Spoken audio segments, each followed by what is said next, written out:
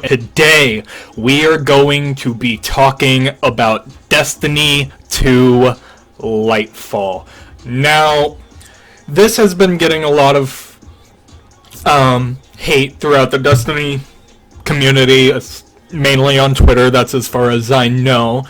So I'm going to give you guys my ratings for each thing, what I thought of different points.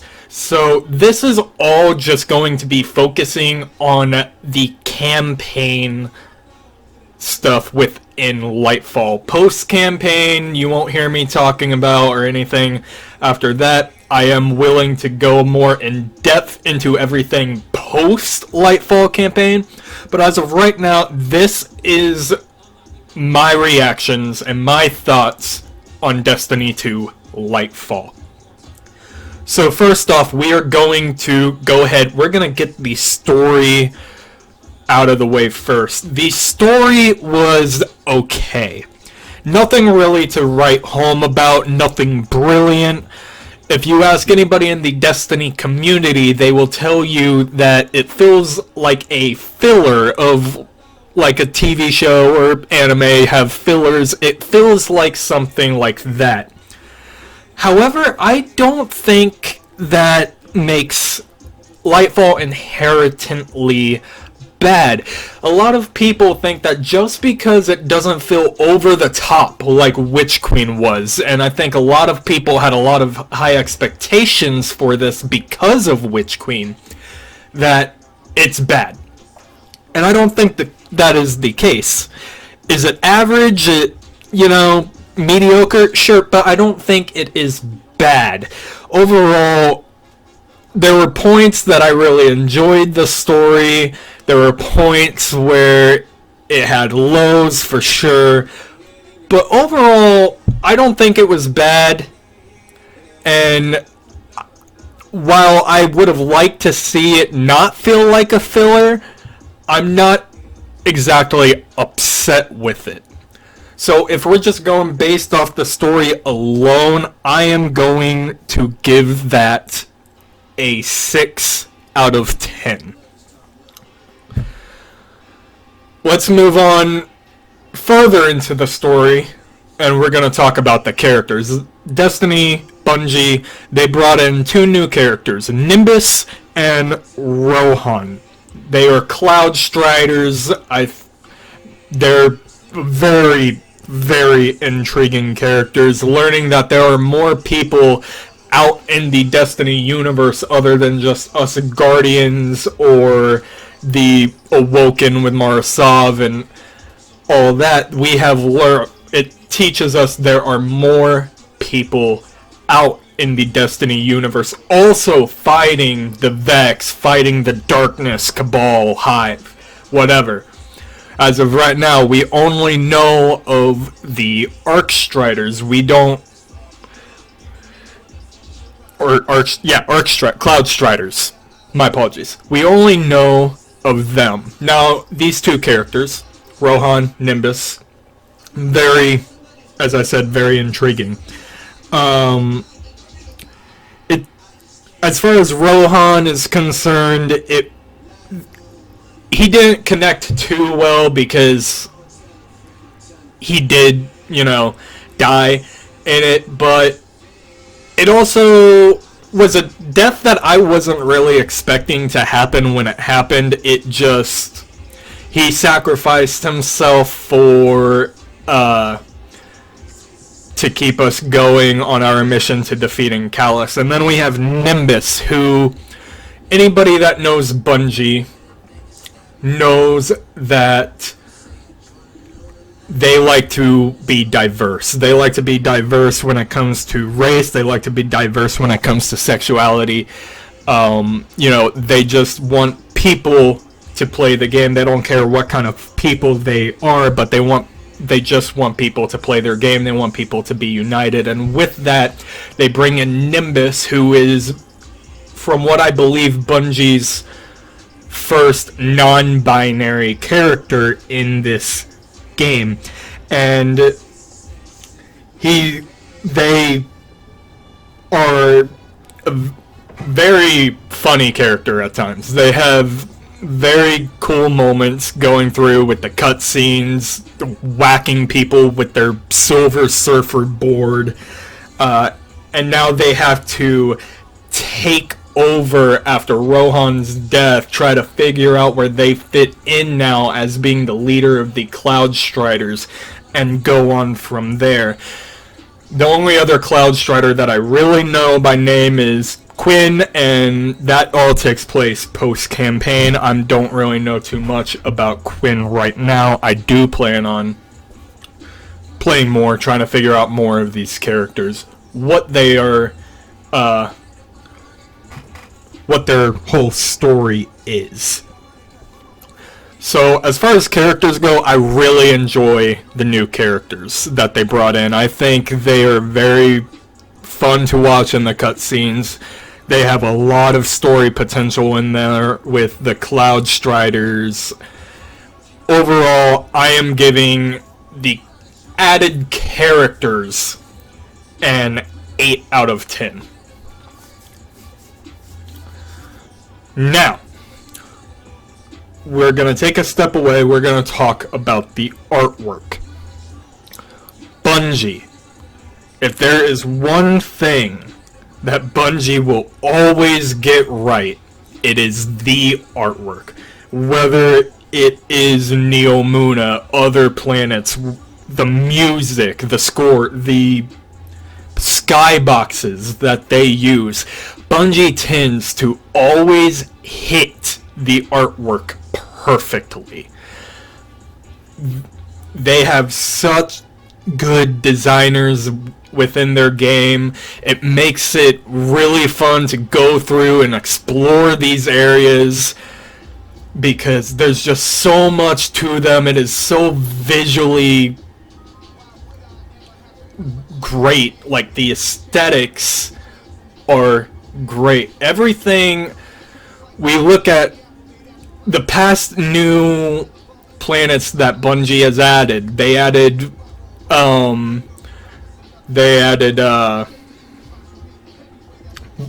Savathun's Throne World and Witch Queen. They added Europa and Beyond Light. Now they got Neomuna, and Neomuna took it to a completely different kind of art direction for these guys. And as far as the way it looks, they nailed it. They nailed every piece of artwork. The music and score is great, like it always is. The skyboxes, I feel like they just tend to get better and better with skyboxes. We saw that at the end of the last season with the exotic mission where we were in space looking down on Earth. And now you have the very first part of Lightfall where you're above Neomuna, above Neptune, and it all just looks beautiful. Bungie always does such a great job with artwork. So for artwork, this is going to be a 10 out of 10. I know I might get a little bit of hate for that, but their artwork is a 10 out of 10 to me. That was great. Let's go ahead, let's move it on now back into the actual Lightfall. Let's talk about the enemies. Overall, the new enemies are really fun.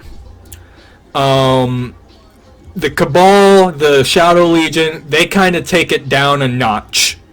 Because the Shadow Legion don't really have too much to them. Just a little bit of a color swap to, what is it? I think it's like, they have like whitish now on them.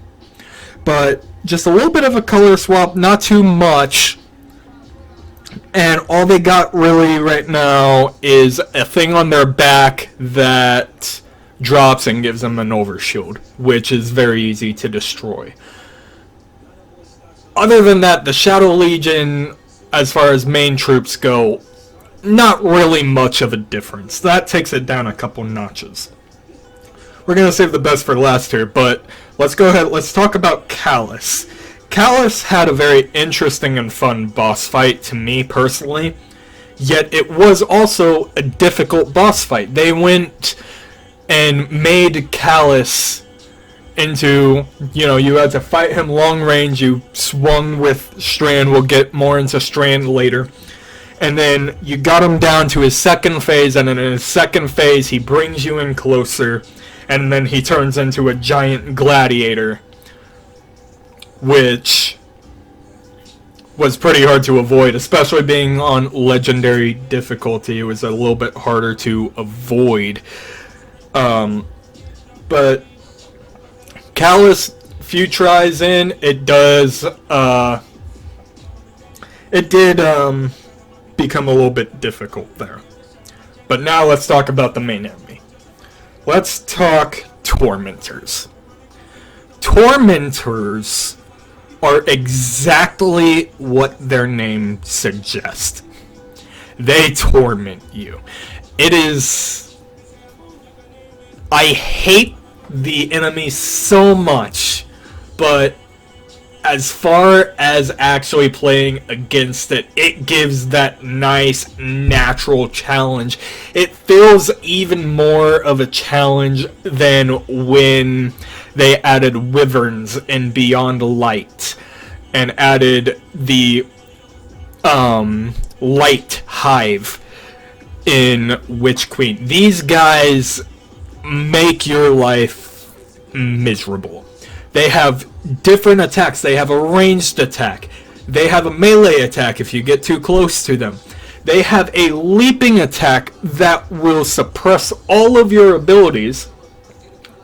Even when you are in your super, it'll just take it right out. And then they have an ability where they will grab you by the neck and attempt to kill you, and like 7-8 times out of 10 it actually does kill you, which made the legendary difficulty of this campaign so much more difficult, because they put the Tormentors in spots at the most difficult points, as they should have. Like in Callus, 3 of them end up spawning. If you don't kill them, you fight Callus and 3 Tormentors in the middle when you send Callus into Gladiator mode. Overall, I hated the Tormentors so much, but I loved fighting them at the same time. And the Tormentors bring up the score so much for that reason alone. For enemies, I do give it a 9 out of 10. Now we're going to talk about gameplay and strain. This is the last little point here. What can you really say? The moment I saw Strand and the gameplay around Lightfall, I was ecstatic to play it. And Bungie delivered. It did not disappoint, and I think anybody will tell you that the gameplay was fantastic in Lightfall. Strand is such a good subclass that they added in. It is really fun. You can swing around like you're Spider-Man. You got different melee abilities for all 3 classes. As a hunter, you can dive onto the ground and tangle them up, and I think that there are aspects for the other 2 classes where you can do that as well. I haven't looked too much into the aspects yet. But then we want to talk about supers. The supers are exactly where it is at. You have the Titan that turns into Big Daddy from BioShock. You have the Warlock that turns into a Pokemon and uses Pin Missile, and it is super effective because apparently they are psychic type enemies. And then you have the Hunter, who channels in his inner Scorpion from Mortal Kombat. Grabs a kunai with chain, and it is, from there on out, just swinging that kunai around and dealing so much damage to enemies. It's used for either ad clear or damage on a boss, and really all 3 of them are.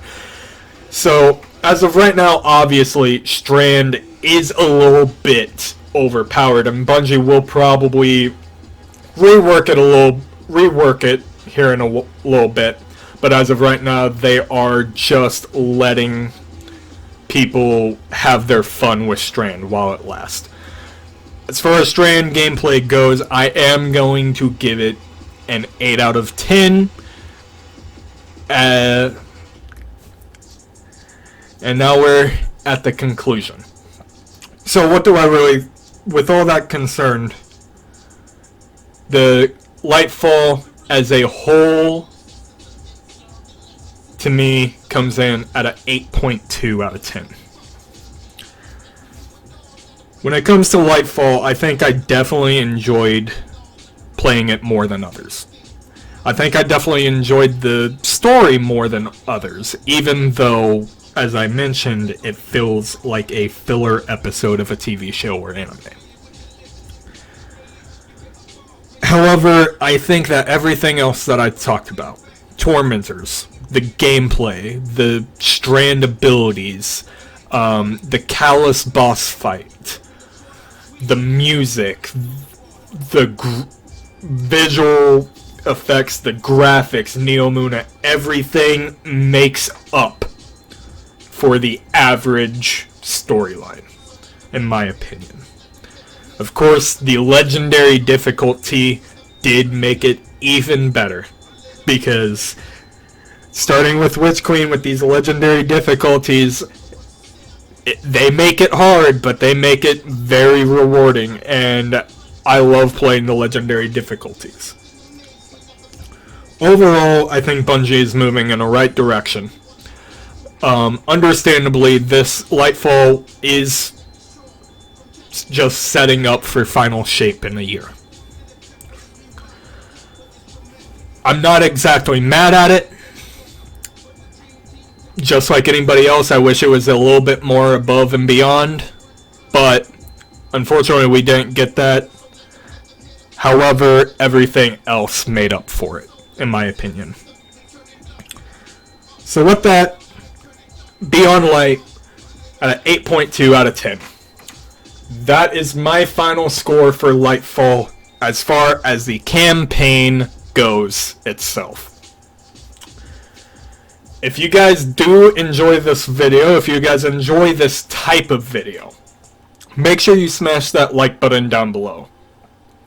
Comment what you would like to see next on my channel, whether it's a game you would like me to play, whether it's a game you would like me to hear my thoughts on, what I think about it, or anything. Comment what you would like to see on my channel down below, and always, if you are new, feel free to subscribe, hit the notification so you can get alerted every time that I upload. I also have different social medias. I have Twitter, I have Instagram. Down in the description below, I stream on Twitch as well. That will be down in the description below. Go follow me on Twitch, go follow me on Twitter, go follow me on Instagram, get more content. If you would like more content from me, that is where you can go. And until the next video, guys, I want to thank you so much, and I will see you later. Peace.